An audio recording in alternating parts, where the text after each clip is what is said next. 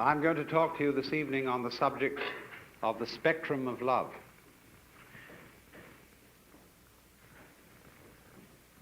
We know that from time to time there arise among human beings people who seem to exude love as naturally as the sun gives out heat. We would like to be like that, and by and large, man's religions are attempts to cultivate that same power in ordinary people. But unfortunately, they normally go about this task as one would attempt to make the tail wag the dog. I remember when I was a small boy in school, I was enormously interested in being able to do my schoolwork properly. And everybody told me that I didn't work hard enough and that I ought to work.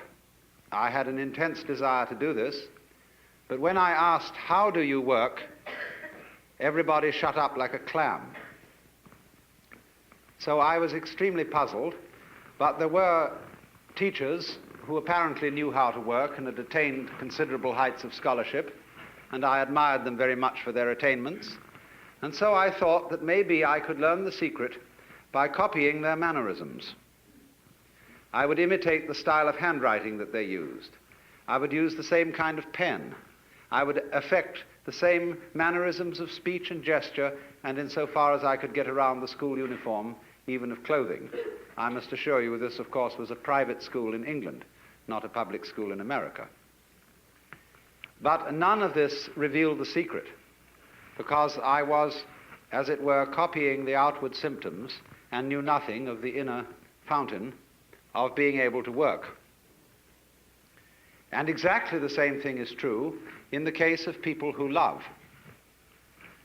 When we study the behavior of people who have the power of love within them, we can catalogue how they behave in various situations, and out of this catalogue formulate some rules.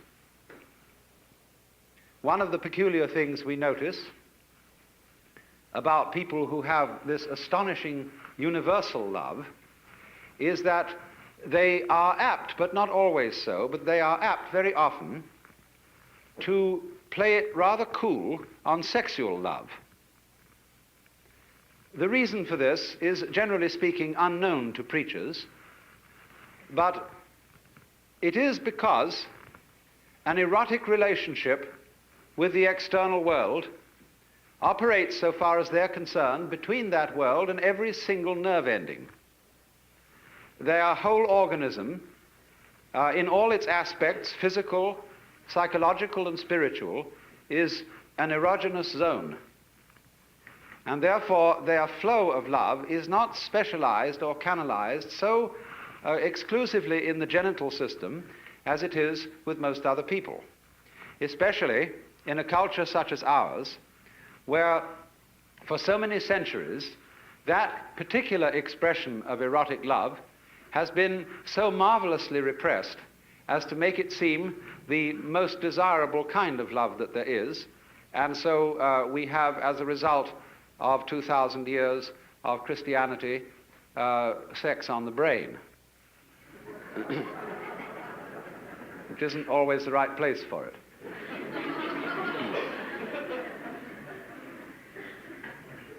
Of course, also, people who exude love are apt to give things away. They are, in every way, like rivers. They stream. And so when they collect possessions and things that they like, they are apt to give them to other people, because if you ever notice that when you start giving things away, you keep getting more. In the same way as you empty out, you create a vacuum, nature abhors a vacuum, and more flows in. So, noticing this, the codifiers of loving behavior write down that you should give so much money to tax-deductible institutions and to the poor, and that you should be nice to people, that you should act towards your relatives and your friends and indeed even your enemies as if you love them, even if you don't. And of course, for Christians and Jews and believers in God, there is a peculiarly difficult task enjoined upon us, namely, that thou shalt love the Lord thy God. And not only here, going through the motions of it externally, but with all your heart, with all your soul, and with all your mind. And that is, of course, very demanding indeed. But you see what is happening.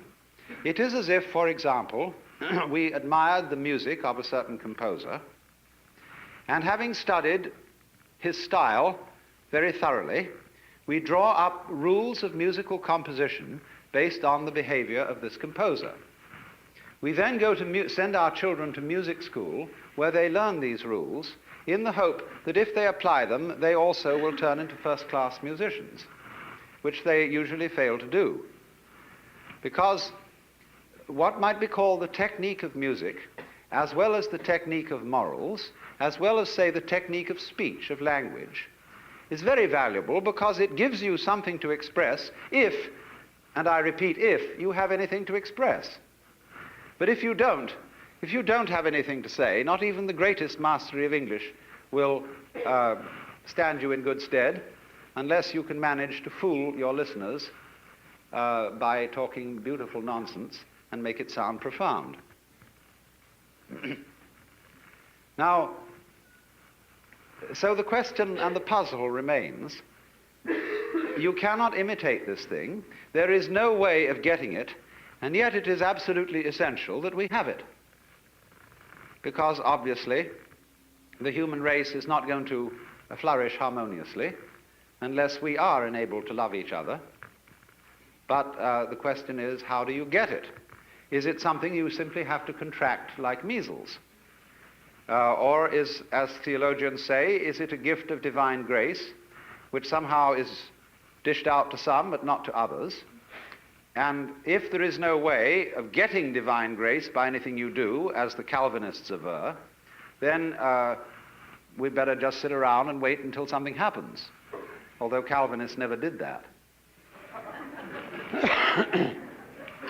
They were almost depressingly energetic.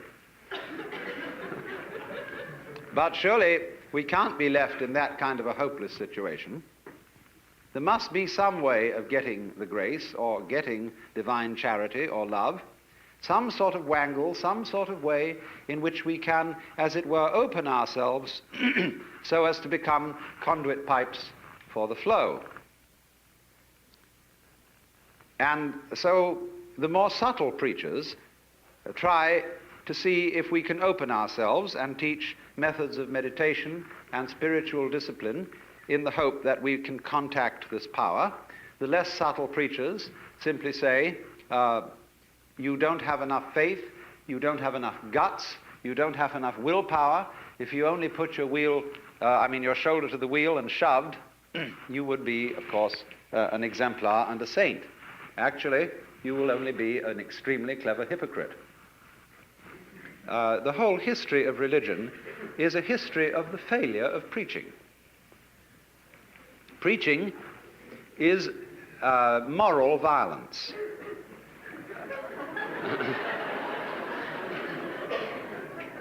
If when you deal with the so-called practical world and people don't behave as you would wish they would, you get out the army or the police force or the big stick, and if those strike you as somewhat crude, you resort to giving lectures. And I mean lectures in the sense of a pie jaw, a solemn adjuration and exhortation to behave better next time. Now, let us look at some of the practical consequences of adjuring people and commanding people to love. Many a parent says to the child, nice children love their mothers. And of course, I'm sure you're a nice child. You ought to love your mother, but not because I, your mother, say so, but because you really want to do so. Because one of the difficulties is none of us in our heart of hearts respect love which is not freely given. If, for example, you are an ailing parent and you need to be looked after, and you have a son or daughter who feels dutifully that they should look after you because, after all, you've done so much for them. But this somehow, your living with your father or mother prevents you from having a home and a life of your own. Naturally, you resent this duty, and your parent is well aware that you resent it, even if they pretend to ignore it. They therefore feel guilty that they have imposed upon your loyalty, and you, in turn, can't really disclose from yourself the fact that you hate them for getting sick, even though they couldn't help it. And therefore, nobody enjoys the relationship. It is a painful duty carried out. And the same thing would naturally happen if, after a number of years, having at the altar made a solemn and terrible promise that you would love your wife and husband, come what may, forever and ever, till death do you part, and then suddenly you find you really haven't the heart in you to do it anymore, then you feel guilty, and that you ought to love your wife, family, or whatever. And naturally, this is a sort of fiasco, as would be obvious, if you were to ask your wife, "Do you really love me?" and she were to reply, "I'm trying very hard to do so."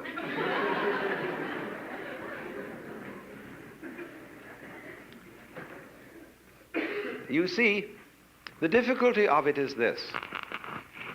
You cannot teach a selfish person to be unselfish by any means. That is to say, whatever a selfish person does, whether it be giving his body to be burned or giving all that he possesses to the poor, he will still do it in a selfish way of feeling. And he will be able to do this with extreme cunning and marvelous self-deception and deception of others besides. But the consequences of fake love are almost invariably destructive, because they build up resentment on the part of the person who does the fake loving, as well as on the part of those who are its recipients. This is why the foreign aid program has been such a dismal failure.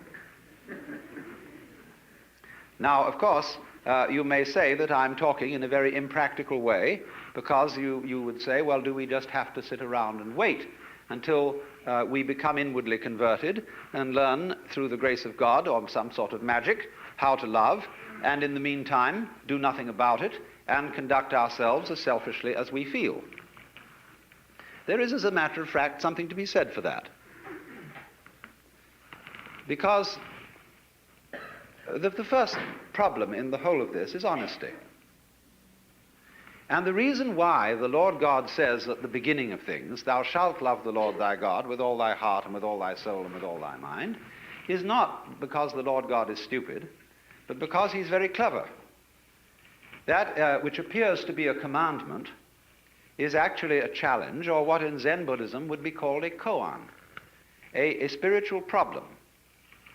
Because if you exercise yourself resolutely in trying to love God and or your neighbor, you will find that you get more and more tangled up. You will realize increasingly that the reason why you are attempting to obey this as a commandment is that you want to be the right kind of person.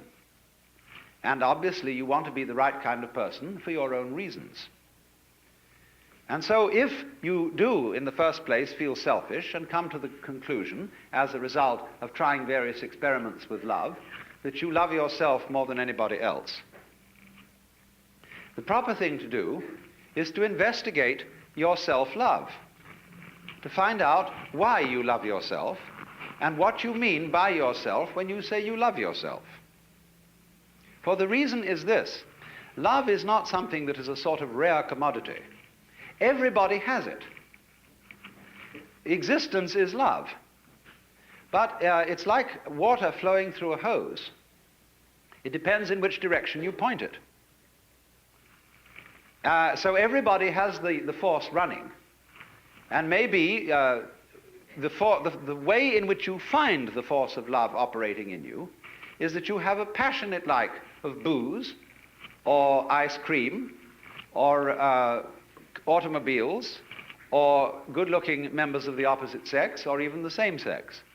But there is love operating. And people, of course, tend to distinguish between the various kinds of love. There are good kinds, such as divine charity, and allegedly bad kinds, such as, in quotes, animal lust. But it should be understood, I think, that they are all forms of the same thing. But they differ in rather the same way that the colors of light, of white light, divide into the spectrum when passed through a prism. So we might say that the red end of the spectrum of love is Dr. Freud's libido, and the violet end of the spectrum of love is agape, the what is called divine love or divine charity, and that in the middle the various yellows, blues, and greens are friendship, human endearment, consideration, and all that sort of fellow feeling. But it's all the same thing. And so the thing is, first of all, to get it moving, to follow whatever kind of love you have in the first place. Because you cannot control love until you have some to control, until you have it running. You've got to get your car running before you can learn how to drive it. You will not become a skillful driver by sitting at a still car in a garage any more than you will become a skilled dancer if you simply never move your arms and legs. And so the first thing then is to discover what indeed you do love, if anything, and you will find there is something. And then go into the nature of that. Now, it's said that selfish people love themselves. I would say that that is really a misunderstanding of the whole thing, because yourself is something that is really impossible to love. There are various reasons for this, but one obvious reason is that loving oneself is as difficult as kissing your own lips. Oneself, when you try to focus on it, to love it or to know it, is oddly elusive. It always slips away like the pursued tail of a dog who is trying to get hold of his own tail. So to pursue your own end has some difficulties about it.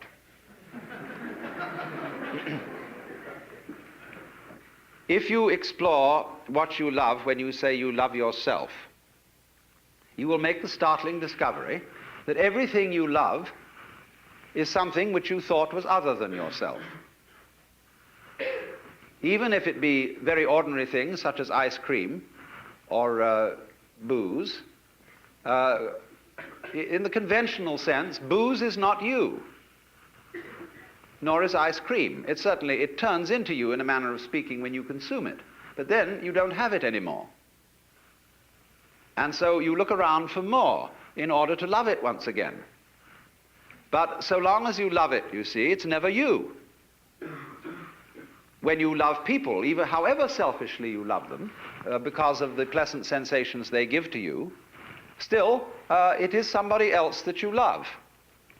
And as you inquire into this, as you follow honestly your own selfishness, many interesting transformations begin to come about in you. One of the most interesting transformations of being directly and honestly selfish, in the same way that, for example, cats are, is that you stop deceiving people. A great deal of damage is done in practical human relations by saying that you love people, when what you mean is that you ought to, and you don't really. You give the wrong impression, and people begin to expect things of you which you're never going to come through with. We have been taught, for example, that we ought to love our enemies.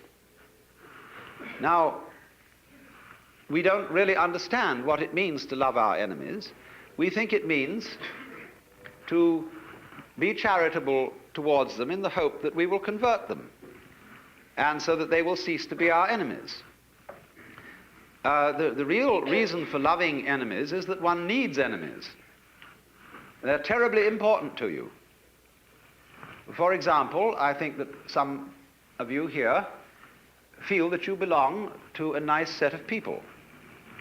It may be an ordinary kind of bourgeois coterie of pleasant squares, or it may be a church group of some kind, a club, or a special cult, or just a group of friendly drinkers. But at any rate, you feel that by virtue of membership in this society, you belong to a special in-group of nice or saved people. Now, when you consider what nice people talk about when they sit round the dinner table and have an opportunity to nurture their collective ego, you will find that the most fascinating topic of conversation is the nasty people. How awful they are, what dreadful things they do, and what is it all coming to? And this very, very satisfactory, condemnatory conversation nurtures your ego. But people who do that don't seem to realize that they thereby depend on the nasty people in order to know that they're nice. They are, as a matter of fact, highly indebted to them. On the other side of the picture, the nasty people, they, on their side, consider that they really are the best and nurture their collective ego by blasting the bourgeoisie, the squares, the wasps, the know-nothings, or whoever they may be. And so, for the collective ego of the non-squares, the squares are extremely necessary. If they were to disappear tomorrow, many of us would lose a cause. Now, the minute you begin to become aware of this, it's rather embarrassing. It's, of course, humorous, and I'm glad that you see this. Because at once you begin to realize how much you depend on an enemy, or an outsider, or a group of damned people as distinct from your own group of saved people. And so you begin to realize that if your collective ego, or yourself, depends on your being on the in, but you can only be on the in with relation to something that is out. And since the in and the out are inseparable, if there is to be any in or any out, you suddenly discover that yourself is bigger than you thought it was. It includes the other, and you can't do without it. This brings about a fundamental change in the understanding of the meaning and nature of self. And thereupon, there become a change of attitude to other people, even if you continue with some formal opposition to them and disapproval of them. When then you are honestly clear with yourself what you like and what you dislike, and then at the same time yourself begins more and more to include things that were hitherto defined as being not yourself, your love, which is what you are, begins to express itself quite naturally and unaffectedly in a wider way. Now, to trust oneself to be capable of love, to bring up love, in other words, to function in a sociable way and in a creative way, is to take a risk. It's a gamble, because you may not come through with it. And in the same way, when you fall in love with somebody else, or you form an association with somebody else, and you trust them, they may, as a matter of fact, not fulfill your expectations. But that risk has to be taken. The alternative to taking that risk is much worse than trusting and being deceived. In other words, to live together, you have to take risks. There will be disappointments and failures and disasters as a result of taking these risks, but in the long run it will work out. My point is that if you don't take them, the results will be so much worse than any kind of wild anarchy that could be conceived. You see, here we are now as a highly disciplined human race. with all kinds of rules and religions. And what are we about to do? Blow ourselves completely to pieces. Was this all a good gamble? Because you see, in tying up love in knots and becoming incapable of it, you can't destroy this energy. You turn it, when you won't love and you won't let it out, the thing comes out in the form of self-destruction. The alternative to self-love, in other words, is self-destruction. Because you won't take the risk of loving yourself properly, you will be compelled instead to destroy yourself. Because you see, in tying up love in knots and becoming incapable of it, you can't destroy this energy. You turn it, when you won't love and you won't let it out, the thing comes out in the form of self-destruction. The alternative to self-love, in other words, is self-destruction. Because you won't take the risk of loving yourself properly, you will be compelled instead to destroy yourself. So, which would you rather have? Would you rather have a human race which isn't always very well controlled and sometimes runs amok a little bit, but on the whole continues to exist with a good deal of honesty and delight when delight is available? Or would you rather have the whole human race blown to pieces and cleaned off the planet, reducing the whole thing to a nice scoured rock with no dirty disease on it called life? But I repeat the point that is necessary to understand this whole thing, that love is a spectrum.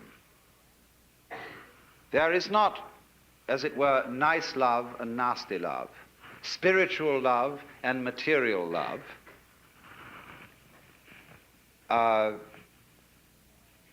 mature affection on the one hand and infatuation on the other. These are all forms of the same energy. And you have to take it and let it grow where you find it. If you find that only one of these forms exist in you, if at least you will water it, the rest of the plant will blossom as well.